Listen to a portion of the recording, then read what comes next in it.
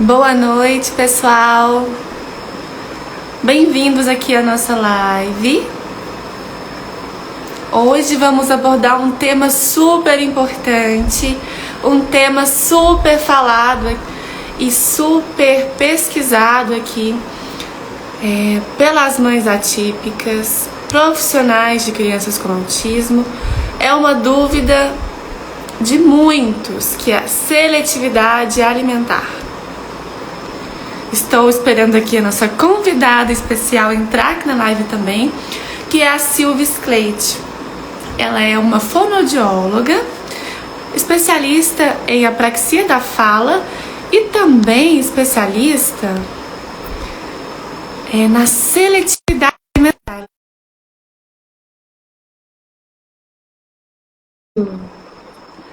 Boa noite! Boa noite!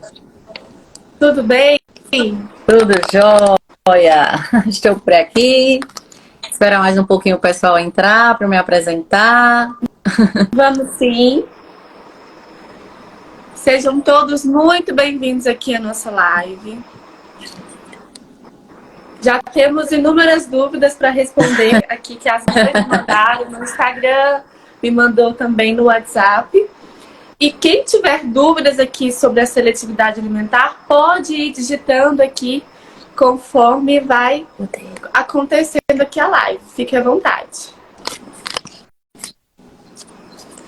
Desde já, já agradecendo o convite. Para mim é sempre uma honra falar sobre dificuldade alimentar, seletividade alimentar, que eu morro de paixão por essa área, uma área nova na fonoaudiologia e é onde eu fui buscar pesquisar, estudar, aprender, porque é uma área nova e a gente, fonoaudióloga, a gente não aprende isso lá na faculdade, né? Então, hoje o fonoaudiólogo, ele tem um papel muito importante dentro da seletividade alimentar. E aí foi quando eu comecei a buscar e saber o que era isso, o que causava, e aí comecei a estudar. Quando for agora, dia 15 de abril, estou sendo especialista em seletividade alimentar. Que ótimo. Sou Silvia Scleit, sou fonoaudióloga, formada há 20 anos, tá? 20 anos já trabalhando com fonoaudiologia, com fala, com linguagem. Tenho residência em saúde da família. Sou especialista em autismo, né? Tenho todos os métodos PROMPT, PECS para trabalhar com crianças com TEA, né? Apraxia de fala também. E agora chegando à seletividade e às dificuldades alimentares na infância. A questão da fonoaudiologia dentro da seletividade alimentar é muito importante, né? Sim. Tem pessoas que acham assim, mas o que tem a ver uma coisa com a outra? Tem tudo a ver. Tudo! A terapia ocupacional, né, que é a TO e a fonoaudióloga, e também a terapeuta comportamental, elas têm um passo muito grande ali na seletividade alimentar. Para agregar. Né? Isso, é verdade. As questões sensoriais, elas são muito grandes e assim, não tem como a fono trabalhar hoje sem uma terapeuta ocupacional para trabalhar a parte de alterações sensoriais, não é verdade? É uma equipe, né, multidisciplinar ali, trabalhando em prol do desenvolvimento da criança, do adolescente. Sim, também. Com certeza. Vamos começar aqui abordando uma questão que é super importante, que tá tendo dois extremos, sabe, na seletividade alimentar aqui das pessoas atípicas, que é a desnutrição ou a obesidade. A obesidade. E, tipo assim, isso tem afetado muitas mães, né, muitos profissionais também, porque eles não sabem o que fazer. Sim. Na questão do sobrepeso, poxa, meu filho só come isso, vou deixar ele com fome? Então, né? E também tem aquela questão da desnutrição, onde a criança está tendo um número muito grande de crianças, né? Sim. Com desnutrição, com autismo. Aí, nesse caso, entra ali mais remédios, mais antialérgicos, porque exatamente. A imunidade baixa, com certeza. Isso. Vai tendo poucas vitaminas ali no organismo dessa pessoa e é impossível ela se tornar saudável, né? Exatamente. Então, a questão também de vários remédios acumulados dentro da pessoa pode causar outros transtornos, né? Assim, na saúde dessa pessoa. Qual que é o verdade. primeiro passo, assim, que você indica para essas mães que estão sofrendo muito com a seletividade alimentar? Veja só, eu indico geralmente, quando chega para mim, já vem geralmente do pediatra. Quando esse pediatra tem a visão do que é uma seletividade e do que é uma dificuldade, porque muitos não têm. Então, Isso. o que é que chega para mim hoje dos pediatras? Tá? Não vem de pediatra, vem por conta própria. E quando vem, diz: ó, eu vim por conta própria porque o pediatra disse que é uma fase, que vai passar, que ele é chato para comer, coloca um abridor de apetite para ele tomar e ele começa a comer. Ó, gente, vou deixar bem claro desde já.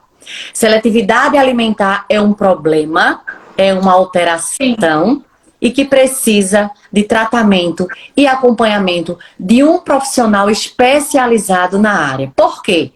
Porque não é todo nutricionista, não é todo fonoaudiólogo, não é todo terapeuta ocupacional que não tem o conhecimento do que é uma seletividade, do que é uma dificuldade alimentar, que vai tratar dessa criança. Então, já recebo de vem de outros profissionais que estavam trabalhando só exercício de língua para a criança comer. Comer é além da boca e do estômago, tá? Vai muito além. Conexões positivas, confiança, conforto, segurança, exposição, estratégias de aprendizado. Comer é aprendido. Como falar é aprendido. E para se comer e para se mastigar, eu preciso de modelo. Eu preciso ver o outro comer. Eu preciso ver como é o ambiente dessa família. Se fazem refeições juntas. Se essa criança participa de uma feira, de um mercado para ver legumes, para ver frutas e vivenciar. Isso é muito importante, né? Colocar a criança ali no dia a dia. Isso. E aí, o que é que acontece? Geralmente eu peço para ir para um especialista no conhecimento da dificuldade da seletividade. Porque não adianta levar para um nutricionista que não seja especialista na dificuldade ou na seletividade alimentar, passar um cardápio lindo e ela não consumiu o alimento. Sim. Né? E você falou uma coisa muito importante, que é aquela questão do que o profissional fala: ah, é só uma fasezinha. Pois é. E eu ouvi uma coisa sobre isso hoje de uma mãe. Eu falei: olha, confia no seu instinto de mãe. Procure outro profissional. Isso. Porque essa questão, aquela frase de cada criança tem seu tempo. Não. Ela até tem o tempo dela. Dentro dos marcos do desenvolvimento normal, dentro do padrão de normalidade. Tá antes ou tá a mais, já é um sinal de alerta. Sim. Né? E muitas das vezes a mãe ou do profissional, espera só um pouquinho, é fase. Não. Cada um tem seu tempo. E isso seletividade alimentar não é fase, não é frescura. Esse menino é muito chato para comer, tá? Gente, a criança que não come é só a ponta do iceberg. Ela não come. Mas vamos descobrir o que é que tem por trás dessa criança que não come. Questões sensoriais, questões emocionais, questões comportamentais, questões gastrointestinais, tá? Que são questões Eu já peguei um caso de uma mãe que o filho dela tava mega agressivo. Tava tendo muitas crises, batendo em todo mundo, se batendo. E ela tá assim: o que eu vou fazer agora? Já tô tentando fazer aqui as terapias não tá adiantando. Eu falei assim: olha, você vai fazer um checklist médico. E ela descobriu um problema sério de gastrite que o filho dela tava tendo. E aí tava tão agressivo. Olha só. E aí, por isso que eu digo, só é a ponta. A criança não come, é só a pontinha, ó. Mas tem todas as questões que precisam ser investigadas, que precisam ser avaliadas, que precisa saber da rotina dessa criança, que precisa saber da rotina dessa família com essa criança, nessa exposição do jantar, do preparar o alimento. Envolver crianças no preparo é uma grande estratégia de aproximar o alimento à criança que a gente quer aproximar. Você fala ali no momento de cozinhar mesmo? No cozinhar, de ir para uma feira, de pegar os legumes, as frutas, colocar no carrinho, de chegar em casa e lavar esses legumes e essas frutas, de vivenciar essas experiências. Ela acostumar com a textura do alimento, né? Isso, com o cheiro, porque ali ele vai tocar, ele vai sentir cheiro, ele vai ver, ele vai ouvir. Entendeu? Muito. Então, comer é sensorial. Eu Sim. vejo, eu Sim. escuto, eu toco, eu sinto o cheiro, né? Eu sempre falo que existe a escalada do comer. Que para a criança chegar ao comer, ela precisa tolerar, interagir, cheirar, Conhecer. tocar. E o último E é o comer. Ah, eu vou levar sim. para fono porque ele vai comer. Não é dessa forma.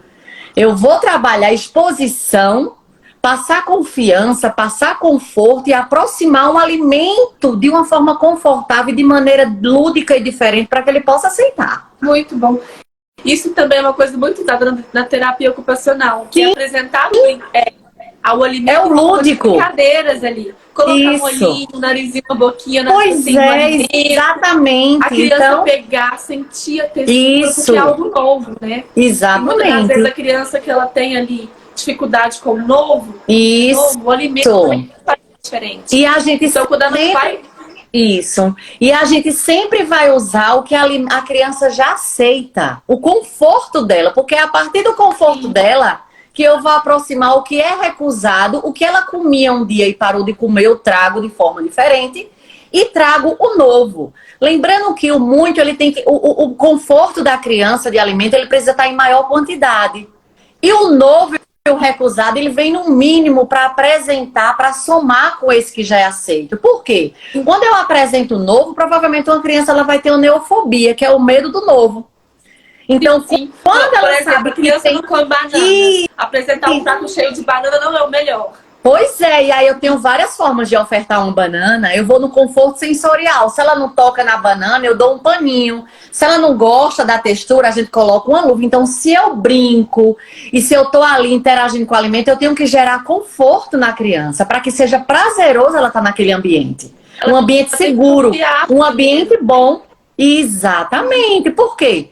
Porque tem que estar sempre o seguro da criança. Eu sempre começo terapia com o que ela já come, com o que ela comia e parou, para a gente resgatar e trazer algo novo, de forma Sim. lúdica, diferente. Então, assim, eu tenho uma clínica que eu trabalho aqui, que eu tenho uma cozinha terapêutica. Então, as crianças elas vão para a Olha que cozinha, interessante. vivenciar, vão preparar as receitas comigo. Mas eu digo, ó, Que aqui, delícia. tia Sil, eu tenho que comer, aqui você não tem que comer nada. Quem vai decidir quem vai comer é você. Por quê? Porque os pais têm a preocupação de raspar o prato, de comer tudo. Existem as Sim, responsabilidades dos pais e da criança. A sim. responsabilidade dos pais é de proporcionar a qualidade dos alimentos. Mas a criança Sim. ela tem a responsabilidade de comer a quantidade que ela quiser. Olha só, isso é uma coisa muito interessante. Porque antigamente, principalmente, né, a gente apanhava para poder comer tudo, Pois raspar o é. prato. A minha professora que me, pois é, a minha professora que me ensinou agora no módulo do aprimoramento e seletividade, ela é uma adulta seletiva. Porque ela não foi tratada na infância, ela era obrigada, ela era chantageada, só vai pro parquinho se comer. Só vai ganhar a sobremesa se comer. Ó, gente, se você faz isso com seu filho, pode parar. Você está Sim, sim. aumentando a seletividade e a recusa alimentar do seu filho, porque não é Ele com vai barganha que ele vai comer. E se ele tiver autismo, vai criar uma resistência muito maior, vai E criar um trauma. exatamente. Então Isso nunca mais ele vai encaixa uma querer. dúvida. Isso encaixa uma dúvida. Vou ler aqui, ó. A mãe é uma mãe chamada Kelly. Ela falou assim: ó, meu filho chora para não comer. Agorinha mesmo ele estava chorando para não comer. Pois é. E quando come E essa aí, o que é que memória. acontece? O que foi que com toda essa demanda e essas coisas que tem acontecendo com dificuldade alimentar e que não tem muito profissional para isso, eu me capacitei e agora eu tô treinando pais. Então, hoje eu tenho uma mentoria para pais de crianças com dificuldade alimentar, que são crianças que pais que eu acompanho de todos os estados. Eu faço um atendimento exclusivo online. E eles fazem o pacote comigo e fazem o acompanhamento. Por quê? Se não tem como estar acompanhando, mas uma mãe orientada, minha gente, no dia a dia vai fazer toda a diferença de como tá lidando com esse problema em casa. Porque eu tenho várias mães que eu não faço intervenção com os filhos. E só pela mentoria a gente tem resultados lindos de evolução das crianças de outro estado, de outro país, que eu acompanho e tem sido lindo. Mas por quê? Porque essa mãe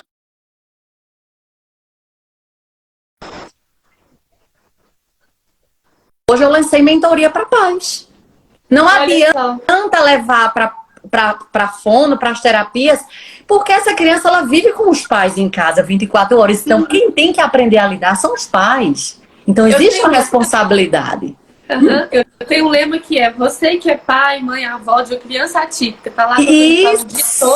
Você é o melhor terapeuta que essa criança pode ter, então se capacite.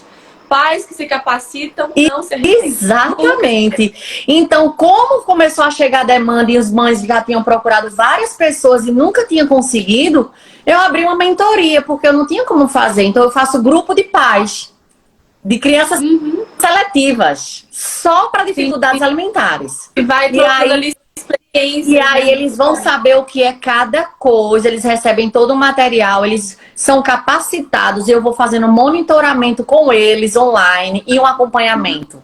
E tem sido linda a evolução das crianças. Então, pai capacitados é outra coisa no dia a dia em casa. Sim. Vai saber como agir num comportamento, vai agir, saber agir no momento de uma birra, no momento da alimentação, no momento sensorial, porque a gente vai mostrar todas as possibilidades de estar lidando com isso, e vai ser outra coisa para dar com isso no dia a dia. A Paty aqui comentou, vou começar a ler aqui um pouquinho do pessoal, porque a gente tem muitas dúvidas aqui. A Paty, ela comentou aqui, ó: meu filho de 5 anos só come arroz, feijão e linguiça, macarrão, e só mama na mamadeira e peito. O que você diria para essa mãe aqui, para ela aumentar o repertório da alimentação? Veja só, mãe, você tem que aproveitar já essas comidas que ele come de grão e trazer algo novo e de forma diferente. Muitas mães chegam para mim assim: ele não come feijão, ele não come fruta, tá? Então tem que levar essa criança para vivenciar, tirando da cabeça que não é o comer agora. Se ele não gerar experiência, conexão, uma coisa boa, confortável com o alimento, ele não vai se aproximar. De forma lúdica e muito espontânea. Não tem que fazer e comer. Não tem que preparar e comer. Não coloca expectativa. Não force, né, a criança? Não forçar, não coloca expectativa. Eu vou fazer, ele vai comer. Porque não acontece dessa forma. Não acontece. Precisa ser... E acaba tendo uma frustração, né? Exatamente, porque se eu insisto, se eu faço chantagem, eu só vou aumentar essa recusa. Entende? Então eu tenho que ir de forma lúdica, devagar, aos poucos, gradativamente, porque são passinhos muito pequenininhos, mas a gente consegue resultado. Sim. Então você aproveita... Exatamente, você já aproveita o que ele tem, deixa exposto, que é o seguro dele, algo novo em pequena quantidade do ladinho do prato, se ele não aceitar no próprio prato. Tá aqui, mas você não precisa comer. Por quê? Porque comer é sensorial. Mesmo que ele não come, ele tá vendo, ele tá sentindo o cheiro. Sim. E por uma decisão própria dele, ele pode sentir curiosidade. Uma dica muito... nesse momento, se a mãe comer na frente, pode estimular... Eu ia falar isso agora. Olha você que é pai, mãe, que tem uma criança assim... Coma alimentos que o seu filho recusa na frente dele. Seja melhor do que colocar no prato, né? Exatamente. Comer mesmo na frente dele. Comer. Não precisa dizer, que delícia. Experimenta. Essas palavras não se usam para uma criança que tem problema de alimentação. Eu só sou modelo. O próprio modelo já vai gerar. Eu tenho um paciente grave que chegou para mim só comia dormindo. Ele dormia, a mãe botava mamadeira. Ele dormia. A mãe foi fazendo um trabalho de formiguinha, ó. Quando foi esses dias, ela mandou um vídeo pra mim, Silvio, que ele, pela primeira vez, meu filho tá comendo acordado. Nossa! Mas ela vem trabalhando comigo, e com ele, muito... né, Silvio? Lindo. E ela mandou um vídeo, ele comendo. Exatamente. E agora, hoje ele pede, mamãe, vamos fazer minha sopinha? Olha só. Minha gente, uma criança que tem TEA, que só comia dormindo, que não tinha conexão nenhuma com o alimento, que não sabia o que era comer. E que é como se fosse uma introdução alimentar que ele está aprendendo, porque comer é aprendido. Isso. Mastigação é aprendida. Falar é aprendizado, é modelo. É o meio, esse meio que essa criança vive que vai estimular essas habilidades na criança. Então, o que a gente comentou aqui? A gente comentou sobre deixar a criança participar da rotina, né? Do cozinhar, do Isso, ir para o pegar mercado o comprar alimento. uma feira. Colocar a mesa, vamos Brincar ajudar com a mamãe a alimento. colocar a mesa, os pratos, os guardanapos, ensaios e a aproximação do alimento, tá? Sim, é coisa que a gente nem fazia parte, a gente nem fazia ideia que faz parte da seletividade alimentar, né? Colocar a criança ali na rotina, conhecer o alimento aos poucos, sem forçar, deixar aberto. Uma criança que tem seletividade alimentar e que ela não tem uma rotina, ela precisa ter uma rotina. Ela precisa ter hora de dormir, ela precisa ter hora de acordar, ela precisa ter o café da manhã, o lanche da manhã, o almoço, o lanche da tarde, a janta e talvez o lanche da noite. Mas uma criança que tem seletividade alimentar, que ela fica só comendo beliscos todo o tempo, ela nunca vai sentir vontade de comer. Sim, sim. Uma coisa muito importante aqui também, que eu indico, é a gente fazer um quadro de rotinas e apresentar visualmente para a criança. Exatamente. Principalmente as crianças que não são verbais. Não é? Sim, mostrar claramente a imagem da criança. Exatamente. Do horário. Isso. E na criança associar horário com comida. Criança sem uma rotina para desenvolvimento de alimentação e desenvolvimento da fala. A rotina é super importante, né? A rotina faz parte do desenvolvimento da criança. Né? Então eu a gente acho daqui importante. Pode falar. É do Juco Garcia. E na escola, quando o aluno autista não leva os lanchinhos e não aceita a refeição do almoço, como isso pode ajudar? Eu tenho muito esse problema aqui, porque as escolas exigem que a criança coma a mesma comida com as outras crianças. Criança com TEA ou não TEA, criança típica ou atípica, que tem seletividade alimentar, essa escola precisa estar sabendo que é uma criança que tem um problema e que o lanche e a comida dela tem que ir porque é o conforto dela. Ele não tem que comer. Tipo assim, um companheirismo com os pais, né? Exatamente. Porque o que é que eu tô tendo muito problema aqui? Eu não sei se é o caso daí. Mas eu tô tendo muito problema que os professores, os cuidadores, o pessoal da escola estão barrando isso. Estão dizendo para a criança comer o que tem lá. Minha gente, uma criança que tem seletividade alimentar, ela não vai comer a comida que o outro está comendo porque ele tem um problema. E a comida dele precisa ir porque é a segurança dele.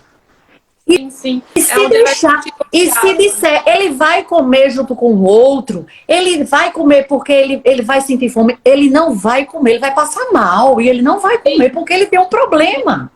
E precisa de tratamento. E as pessoas que convivem com essas crianças precisam ter esse entendimento. E acolher. E não dizer que é fase. Eu trabalhei na escola ano passado com um professor auxiliar. E tinha uma criança que ele só comia pão de queijo. E eles estavam querendo forçar ele a comer. Meu Deus. E isso da direção da escola. Pensa a gravidade que é. A falta de conhecimento, né? Até mesmo dos profissionais ali. Porque isso vai atrapalhar mais ainda a seletividade. Sim, vai aumentar uma recusa. E o comer para essa criança nunca vai ser um prazer. Sempre vai ser uma tortura. É um bom cuidado. Exatamente. É um detalhe muito importante isso, porque você tem que transformar o comer ali, a alimentação, em algo que a criança vai querer. E aí, exatamente. Se for ruim, eu não vou querer, Alice. Se é ruim estar ali, sentando na mesa, comendo, se eu vou chorar, se eu vou apanhar. Uma criança que tem seletividade alimentar e dificuldade alimentar, se ela ficar com fome, ela não vai comer, não. Ela come o que ela já tem o hábito de comer, que é o seguro dela. Agora, o novo, ela não vai comer, porque é um problema. E se você deixar a criança ali com fome, porque para ela não comer o que você quer e tal, ela vai ficar com fome. As crianças vai ficar com fome. E entra numa anemia, em uma desnutrição. Exatamente. O que tá gordinho, obeso, ele vai se encher de carboidrato. Carboidrato. E se for um TEA, a gente sabe que medicações que é passado por neurologista, eles têm uns que tiram a fome e outros que dá fome demais. Eu tenho vários pacientes que estão assim, com risperidona. É insaciável. Entendeu? E tá agora fazendo acompanhamento com nutricionista. Sim. E nessa questão da obesidade no autismo, eu sempre recomendo atividades físicas. Isso. Natação, andar. Porque principalmente a natação. Isso, a natação é muito bom porque gasta muita energia. E ela tem não é? que gastar aquela ansiedade que ela tá sentindo. Exatamente, botar pra fora. Se ela não corre, se ela não faz uma caminhadinha, se ela não faz a natação, se ela não gasta energia, ela vai sempre estar comendo ali e, lógico, vai entrar, infelizmente, na obesidade. Exatamente. Exatamente. Então, assim, e o que não come, ele vai definhar. Porque se a mãe só querer que ele coma, se aquele comida, eu quero que ele coma feijão, ele tem que comer feijão. Minha gente, vai dar força, vai gerar um trauma. Nunca esse feijão vai ser prazeroso para ele, vai ser um trauma, e ele vai correr, ele vai chorar, ele vai gritar, porque ele está sendo obrigado a comer aquilo. E não faz bem. Então, quando a mãe está orientada do que é, de como fazer, de como lidar, é outra coisa. E a mãe que não sabe, ela tá a comida na boca do menino, querendo que o menino come. Ele não vai comer, ele vai vomitar. Não vai dar certo. É um problema que vai aumentar. Entendeu? Então, seletividade alimentar hoje é um problema que tem tratamento. Né? Tem muita gente seletiva, criança seletiva, adolescente seletivo, adulto seletivo, que nem sabia que era, mas que hoje já estão se identificando que são. Sim. É o conhecimento. Exatamente, tá? Pode ler aí, qualquer coisa pode me perguntar, tá?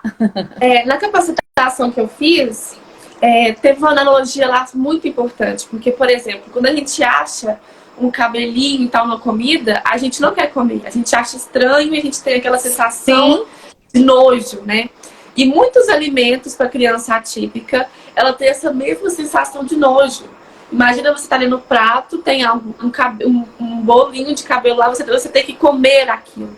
A criança atípica para o novo, ela pode sentir essa mesma repulsa que você sente. Exatamente, é desse jeito que o cérebro faz isso. Essa informação que o cérebro passa. Um terror. Então eu quero distância disso, eu quero correr disso, eu tenho medo disso, eu tenho um pavor. E aí vem o comportamento, vem a birra, vem o grito, vem o choro. É a mesma coisa que eu e você pegar um prato com uma cobra andando. Você comeria? Não, jamais. Pois é. E se a gente parar para pensar, é mais ou menos isso. É uma cobra girando na sua frente para você comer. Então, para uma criança que tem TEA e tem a seletividade alimentar, é dessa forma que é vista. O cérebro vê dessa forma. Entendeu? A Renata comentou aqui, ó. E para criança que só toma leite, como acrescentar novos alimentos? Então, no caso, é mastigar, né? Parece que ela só toma leite ali porque é líquido e não como acrescentar novos alimentos, que no caso é o mastigar. Eu tenho muitos pacientes assim, tá? A maioria dos meus pacientes chega pra mim assim, só toma leite. Só toma leite. Se só toma leite, como é que essas habilidades, essas estruturas orofaciais têm força para manipular um alimento? Então, se não consegue mastigar, isso tem que ser trabalhado. Essas estruturas de lábio, língua, bochecha, palato não estão preparadas para receber um alimento. Então, se ele receber um pedaço de comida, ele vai botar para fora, então ele vai vomitar. Porque a comida vai chegar e essas habilidades não estão preparadas para receber esse alimento, para o cérebro dar informação. Mastiga, do lado, para o outro, deglute. Só toma leite, já tá explicando. O leite é prático, ó. Botou e engoliu. Pedaço de comida eu tenho que ter habilidades das estruturas orofaciais para lidar com esse alimento. Então, se não mastiga, precisa começar a inserir, levar desde que isso que eu tô orientando, ó. Vai pra feira, conhecer, porque uma criança que só toma leite e não come é como se for você começar uma introdução alimentar. Sim, tipo assim, ensinar a criança a comer. Ensinar a comer na frente dela, levar ela pra feira, nos preparos, envolver, tirando da cabeça e não gerar expectativa, eu vou fazer, ela vai comer. Não é dessa forma. Existem uns degrauzinhos. Quem depois quiser adquirir o meu e-book, eu tenho um e-book de seletividade alimentar para pais, de crianças com seletividade, porque é um guia de orientação que você tem em casa para você adquirir e colocar em prática. Ou a mentoria, ou o e-book, porque já ajuda muito. Porque quando você lê e coloca em prática, as coisas começam a fluir, a criança já consegue se aproximar. Ah, mas ele hoje só tocou. Mas ele já evoluiu, minha gente. Eu não pense que ele vai subir o degrau, não. O tocar o alimento, né? O conhecer a textura. Ver a cor. o cheiro. Então, tudo isso faz parte do comer. Nós comemos por sensorial, porque se a gente vê uma torta de chocolate na nossa frente, a gente já toma com os olhos. Uma criança seletiva, ela come o que for de segurança e conforto dela. Do novo, ela não sente nada disso. Sim, sim. Porque qual dica que você pode dar para as mães para elas desenvolverem essa região aqui do maxilar da criança? Questões de mastigação, a gente realmente precisa passar por uma avaliação, tá? E ver se é uma questão só de falta de habilidade de mastigar, porque às vezes acontece o seguinte, além da inabilidade dessas estruturas, existe uma questão sensorial intraoral. Então vem as duas juntas. Então, tem que fazer uma análise, né? Exatamente. Então, por que ele vai jogar para fora? Será que é por conta de questão sensorial do gosto, né? Da textura que não está confortável? Ou a falta de não saber lidar com a língua? Então, existem exercícios específicos para a língua, para lábio. Então, fazer exercícios de sopro, sugar. Sopro. Eu vi um vídeo seu falando sobre soprar. Explica pra gente por que o soprar é tão importante. O sopro é muito importante para o desenvolvimento da fala, porque fortalece todas as estruturas orofaciais, de lábio, de língua, de bochecha, de palato, que vai fortalecer. A articulação é força, é músculo. E para essas estruturas estarem fortes, elas precisam de exercícios específicos tá? Para o cérebro mandar o comando, levanta a língua. Abre a boca. Crianças com apraxia de fala não conseguem atender esse comando. Não foi desenvolvida essa necessidade, né, deles. Não. Então, ó, mastigar, comer e falar precisa de forças orofaciais, já musculatura de lábio, de língua, de bochecha, para preparar. Porque quem prepara o bolo alimentar? A nossa língua, todo tempo a gente tá mastigando, ela tá balanceando o alimento para o lado, para o outro, para o lado, para o outro, para preparar o bolo para a deglutição. Então, não são os dentes que preparam o alimento. Os dentes fazem a trituração, mas a língua tem que estar preparada, ela tem que estar com o músculo forte, ela tem que estar bem balanceada. Olha só, isso é pouco falado. Movimentar o alimento, balancear, fazer a mastigação bilateral de um lado para o outro, preparar esse bolo para fazer o processo da deglutição, que é a língua que faz esse trabalho. Então, crianças que não mastigam, crianças que não comem, só tomam leite, como ela vai ter estruturas preparadas se ela só toma líquido que é fácil? Só deglutir, deglutir, deglutir, deglutir, e nunca foi um alimento. Então, precisa passar por uma avaliação, por orientação. Mas os exercícios de sopro, de sugar no canudinho, de botar a língua para fora, pro lado, pro outro, isso tudo tem no meu e-book, tá? Então, meu e-book já ajuda muito as mães em casa. E a questão do sopro é super fácil das mães fazerem em casa, né? Tem um catavento. Sopro, eu sempre trabalho bola de sabão, bola de sopro, língua de sogra, tudo eu invento para soprar. Porque se a gente não apresenta uma forma lúdica para essa criança, ela não consegue fazer. Tá? Então, é mais ou menos isso. Comentou aqui... meu netinho tem 6 anos e não come nada além da mamadeira. Tentamos de tudo e ele não aceita. Esse tentar de tudo, se for igual a gente falou, né? Colocar ele no prato, fazer com que a criança coma, ele não vai funcionar, Cleia. Primeiramente, vai apresentando a criança ali de forma lúdica, com brincadeira. Isso, traz um brinquedo. Eu geralmente digo... Mãe, traz um brinquedo que ele gosta muito. Eu tenho o Dino, porque eu não tô com ele aqui. O Dino Papa Tudo, que é o dinossauro. Então, sempre ele tá nas minhas terapias de fala e de alimentação, porque a gente oferta... Ó, você não precisa comer, mas o Dino come tudo. Então, vamos ofertar pro Dino? Vamos dar comida pro Dino? Comida que ele não come, mas é uma forma de eu apresentar. E ele tá entendendo ali que ele só vai ofertar, ele não precisa comer. E aí eu tô aproximando essa comida para a criança de forma lúdica, entendeu? Sim, sim. A Mara fez um comentário aqui muito interessante. O filho dela, ele já é um jovem. Quantos anos? Eu acho que ele tem uns 18 anos, 15 a uns 20, mais ou menos. Olha só, o uso de risperidona abriu uma fome insaciável no meu filho. Hoje ele não toma mais, porém tem a mesma compulsão por comer. Ele acostumou, né? Ele pode ser desenvolvido ainda no hábito de comer? Ele pode procurar ele pode procurar. Eu tenho uma pessoa adulta que é seletiva hoje, que foi minha professora do curso. Olha só. Isso, e ela faz acompanhamento com psicóloga e ela faz terapia alimentar. Até hoje. Então nunca é tarde pra gente buscar ajuda, tá? Sim, sim. Hoje E como ela pode se desenvolver isso no filho dela? Tipo assim, isso, como hoje se tem um trabalhamento. A gente sabe que quanto mais precoce uma criança, ó, eu sempre falo, uma criança que começou a introdução alimentar e em 30 dias ela tá rejeitando, pode correr para um profissional especializado já para poder fazer a intervenção precoce. Quando a gente faz a intervenção precoce, a gente consegue muita coisa muito rápido. Igual a fala. E a questão da intervenção tardia, ela pode ter os mesmos passos da intervenção precoce? Por exemplo, apresentar, tocar? Não, isso vai... Não, porque isso já foi perdido lá no precoce, né? Então, hoje eu já tô com um cérebro mais maduro, eu já tenho minha personalidade. Então, a pessoa com 18 anos, ela tá com pavor. Então, assim, tem que fazer uma terapia com um psicólogo para trabalhar essas questões emocionais, de alimento, né? E tem que fazer uma terapia alimentar.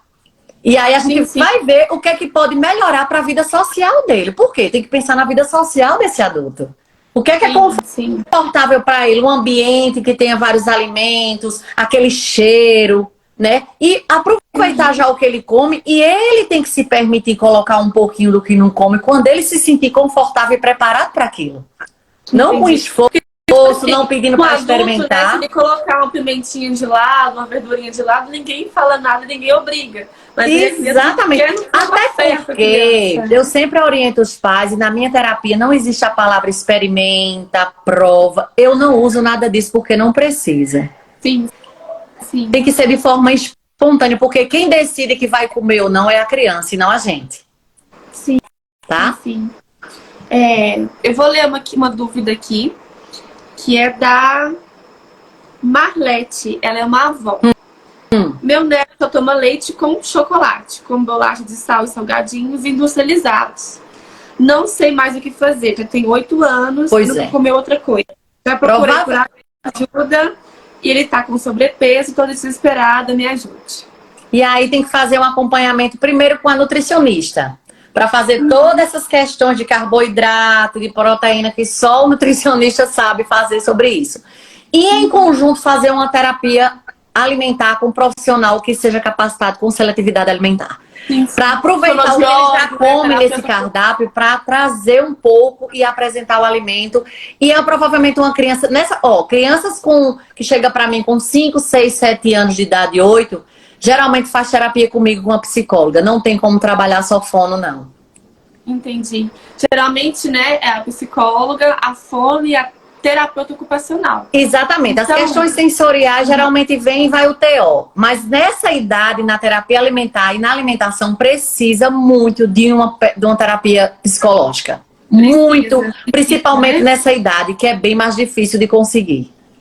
É bem mais lento. E essa questão da capacitação é super importante também para os pais, né? Para eles continuarem em casa.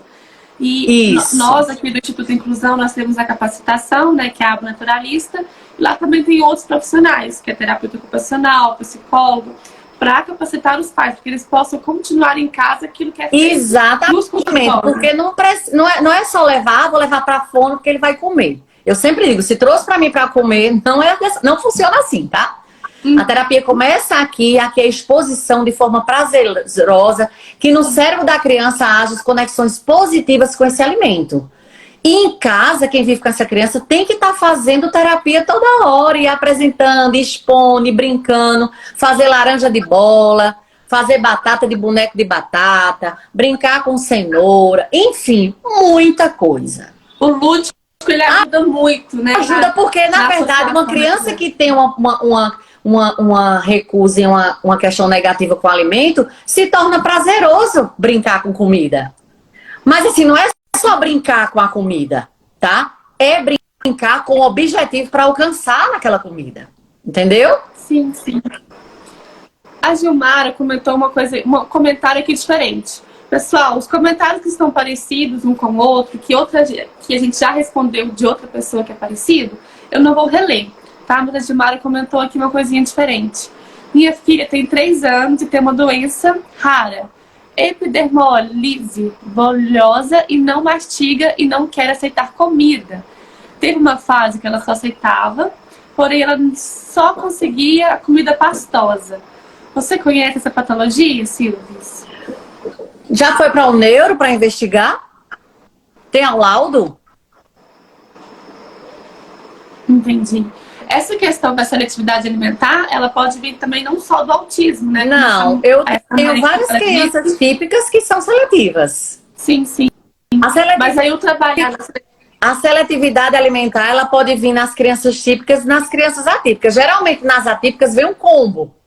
Vem a apraxia, vem a seletividade, vem o TEA, vem tudo junto, né? Crianças que também me procuram que não são atípicas, vêm com a seletividade alimentar, que comia tudo e parou de comer. Mas aí, nesse caso, existem questões de uma síndrome, que a gente precisa saber que síndrome é essa, um diagnóstico. A seletividade já está instalada, porque ela não aceita novos alimentos e não mastiga. Se ela toma só leite, foi aquilo que eu falei. Se ela toma só leite, como isso aqui está preparado para receber uma comida se não existe movimento e força? Porque o leite é só tomar e não existe habilidade para dar conta com a alimentação.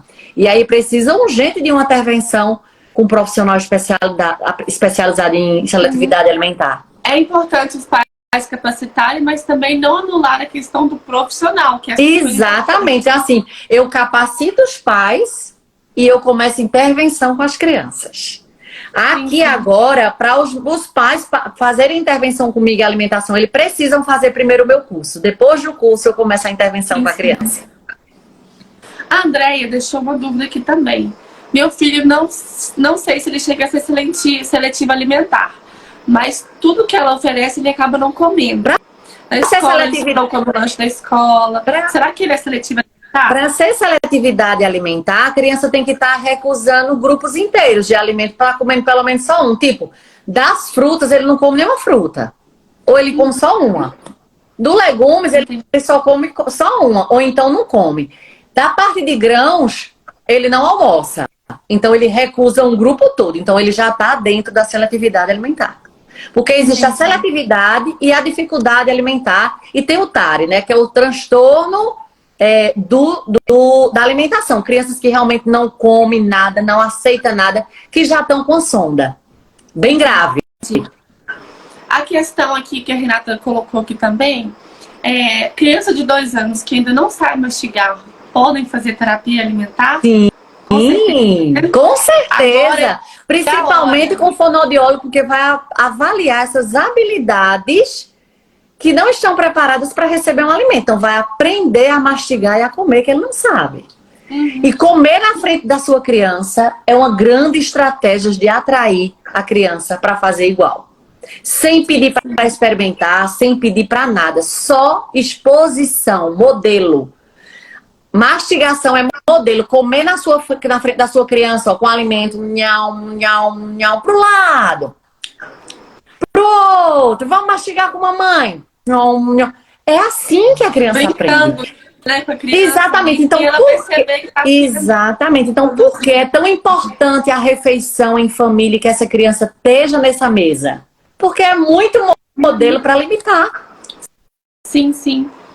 Olha, então é questão do modelo. Eu tenho que comer na frente, mostrar o alimento. Gerar experiência confortável na feira, no mercado, brincar com a comida. Isso. Exposição é isso. Fazer uma rotina, um quadro lúdico, mostrando horários, alimentação. Sim, né? Com certeza. Aqui, trabalhar os estímulos, né, dos músculos da língua, da face, né, da expressão da boca, exatamente. Da face, usando sopro, usando outras brincadeiras, né? Isso.